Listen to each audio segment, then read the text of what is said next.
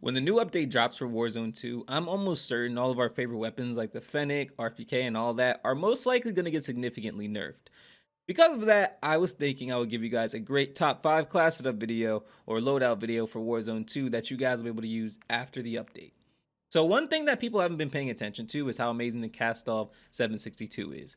Obviously, the RPK has been dominating the scene along with, my number one weapon in this video, but the Kastov 762 is actually an amazing weapon that people just tend not to pay attention to. I'm going to give you guys this setup, and it has very little recoil but extremely high damage. It's equivalent to the AK-47, and in my opinion, I think that anybody should be able to use this build.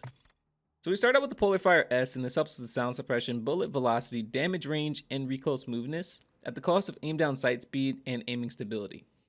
I maxed out the bullet velocity and increased the recoil smoothness by 0.72 ounces. And then we moved on to the Cast 10 584mm barrel. This helps with the damage range, bullet velocity, hipfire accuracy, and recoil control at the cost of aim down sight speed, hip recoil control, and movement speed. Now I increased the damage range by 0.28 inches and the recoil steadiness around the same. After that, I don't really see much of a benefit. I move on to the Aim Op V4. This sight is amazing, and I make sure to max out the far distance. So, if you don't want to change that, it's completely up to you, but I think, in my opinion, this gives the least amount of recoil. I put on the Demo X2 grip and tuned it to increase the aiming out stability by 0.15 inches and the recoil steadiness by 0.29 ounces. After that, I didn't see much of a benefit, plus you don't want too much negative of other things, you want to have a decent balance. And last but not least, I put on a 40 round mag. To show you guys how amazing this is in the firing range, I'll let the targets line up and just check this out. This thing has such little recoil, and the only downside is potentially long range, but in my opinion, this thing is just incredible. Like, you guys can pretty much predict the bounce pattern, and you don't even really have to control your thumbstick. This is my opinion, though. I've been playing Call of Duty for a very long time, and this seems like one of the easiest weapons to actually control. And as you guys see, I'm not mounted on anything. It's just very easy to just grab this weapon and just go crazy with it. The Vaznev 9K is something that's going to be absolutely incredible in Warzone 2. Now, obviously, people are sleeping on it right now because they have the Fennec, but I think this is the next up-and-coming weapon. Now, I put on the X10 RR40, and this helps with the sound suppression, bullet velocity, damage range, and recoil smoothness at the cost of aim down sight speed and aiming stability. I increased the bullet velocity by 0.35 inches and the recoil smoothness by 0.45 ounces. Put on the SA Response 3. There's another one that's a Cast 10. It's completely up to you, whichever one you want to use. In my case, I feel like this one's better. This helps the bullet velocity, recoil control, damage range, and hipfire accuracy at the cost of aim down sight speed, movement speed, and hip recoil control. I increased the damage range by 0.21 inches and the recoil steadiness by 0.23 pounds. Put on the Corio Laz 44 V3. This helps with the aim down sight speed and aiming stability, but the laser is visible in ADS, so make sure you're aware of that. Put on the Rosette stock, and this helps with aim walking speed and sprint speed at the cost of aiming stability. So I increased the aiming out stability by 1.55 inches, and I didn't change the weight. And I put on a 45 round mag. Show you guys how good this is. Plus, I believe it's actually going to get buffed as well. Amazing fire rate and pretty decent damage. Only downside is long range. I would kind of be careful with it. The recoil is pretty decent, but I would try to avoid the long range gunfights just because it's not going to be perfect. As you guys see in this instance, I'm doing good, but I don't think every instance is going to be the same as mine, so just be conscious of it. Next, we have the TAC 56. I think this is going to consistently be good no matter what. The only downside is I can imagine maybe they increase the recoil a little bit, but regardless, if they do, this is still going to be an amazing build for it. So we have the Harbinger D20. This muzzle is amazing and helps with the sound suppression, bullet velocity, damage range, and recoil smoothness at the cost of aim down sight speed, aiming stability, and aim walking speed. I increased the bullet velocity by 0.81 inches and the recoil smoothness by 0.54 ounces. Put on the 17.5 Tundra Pro barrel. This helps with the damage range, hip fire accuracy, and bullet velocity at the cost of aim down sight speed and hip recoil control. I maxed out the damage range and increased the recoil steadiness by 0.35 pounds. Put on the FSS Combat Grip. Now this helps with recoil control at the cost of aiming stability. So I increased the aiming out stability by 0.35 inches and the recoil steadiness by 0.55 ounces.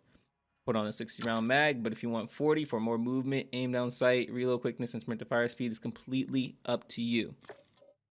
I also put on 5.56 high velocity rounds.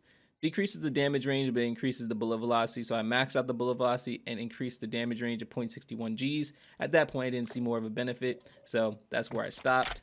And just show you guys how good this thing is. This thing is a literal laser, so I do imagine they're gonna add some recoil after the update.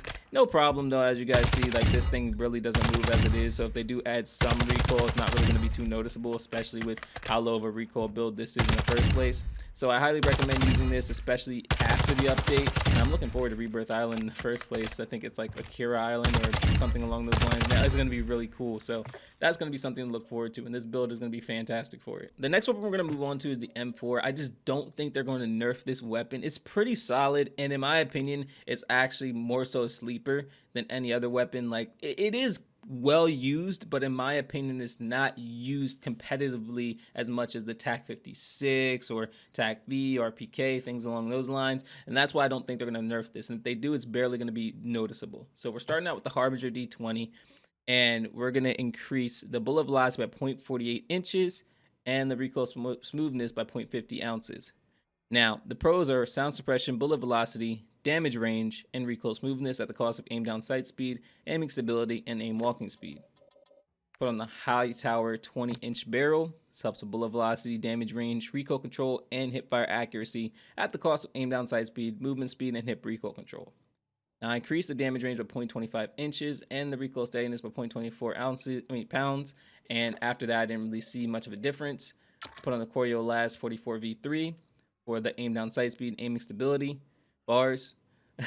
Con, I put the con is laser visible in ADS, so make sure you're aware of that. I put on the Demo Precision Elite Factory. This helps with aiming stability and recoil control at the cost of aim down sight speed, crouch movement speed, aim walking speed, and sprint speed. Increase the aiming out stability of 1.08 inches and the aim down sight speed by negative 1.42 ounces. I also put on a 40 round mag. If you want the 45 for more movement, aim down sight speed, reload quickness, and sprint to fire speed, it's completely up to you. But once I tested it out in the firing range, this is the results, and I actually loved it. So as you guys see, this thing doesn't really have much recoil at all. It's just an incredibly fast TTK AR that, in my opinion, can work for short, long, any range. And I just don't think they're going to nerf it anytime soon. So this might actually end up becoming the meta weapon. I mean, I'm not sure. It's completely up to them. But if any other weapon could become a meta weapon, this will most likely be it. So please use this setup. It's absolutely amazing. And last but not least is the Lachmann Sub. And I'm going to personally build this one for you guys. I feel like this one's going to be an incredible weapon. And I just think that if the Fennec isn't useful and the Vaznev becomes the new meta, this is going to be a good competitor. So we're going to start out with the 40 round mag, just because 15 round is just not enough to take on multiple enemies. 50 is going to be potentially too much, so 40 is a pretty good medium. Now the ammunition, you don't get high velocity, so you don't really have to worry about that. There's a couple things you could use for this, whether it be the FTAC Tiger or the Phase 3. There's actually a whole bunch. In my opinion, you either want to use the VX Pineapple for the recoil steadiness, or if you don't want to use that, you can use the Brune Warrior Grip for the recoil steadiness. Now, whichever one you want to use, completely up to you. In this case, we'll use the Brune Warrior Grip. And you're not going to see many people actually make videos on this, but I really love this build. It's so helpful in my opinion. Another thing that we're actually going to use is going to be the AVR T90 Comp. This helps with horizontal recoil control and vertical recoil control at the cost of aim down sight speed and aiming stability. Trust me, this is something you're going to want to have. Now, in my opinion, you don't really need to tune this that much, but if you do, you're only going to tune it like ever so slightly, as you guys see. Like 0.08 is really enough, and then if you want to increase the recoil stabilization, you can, just so you can have it more so along the lines of like the 20s. So we're going to have it right around there. The barrel, we're going to keep it around the FTAC M Sub 12 for bullet velocity, damage range, recoil control, and hip fire accuracy at the cost of aim down sight speed, movement speed, and hip recoil control. Now we're going to increase the damage range somewhere around the 20s. You don't have to max it out completely, but if you want to, it's completely up to you. We're going to have it about right there. And then the weight, we're actually going to leave it where it is. The last but not least is actually going to be something that most likely will surprise you guys.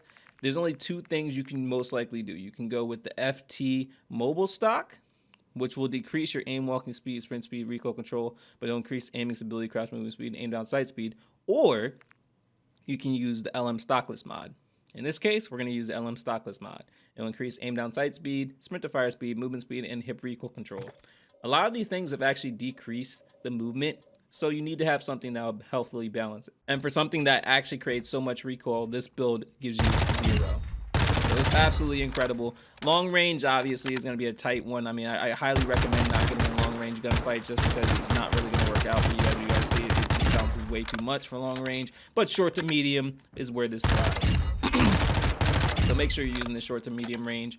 And the movement is still really good. As you guys see, the stockless mod gives it the movement, but the attachments that I actually gave you guys really makes it have no recoil in the first place.